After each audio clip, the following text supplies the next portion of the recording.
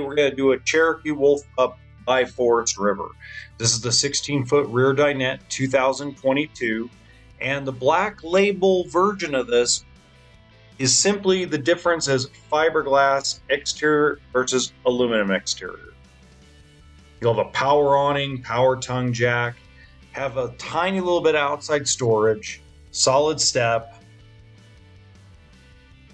Now you will get a small little camp kitchen, which basically is just the refrigerator. And this refrigerator, as you can see, is an electric one, like one you get at Walmart.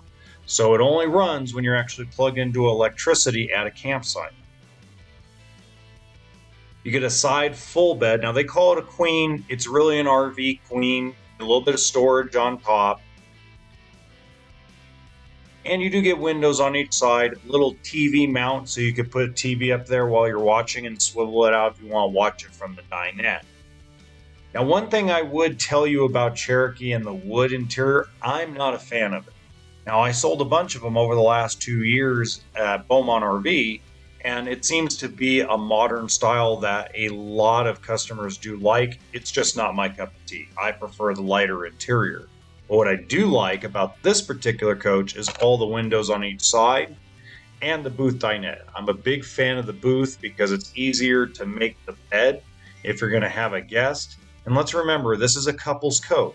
So reality is you might have 1 or 2 guests inside your trailer. That's about it. You get a 2-burner stove, no oven, but you do get a microwave. And there's not a lot of storage in a small trailer, guys, just to let you know, it never is. This is a 12-volt refrigerator, so it does have a 50-amp solar panel on top to make sure the refrigerator stays cold.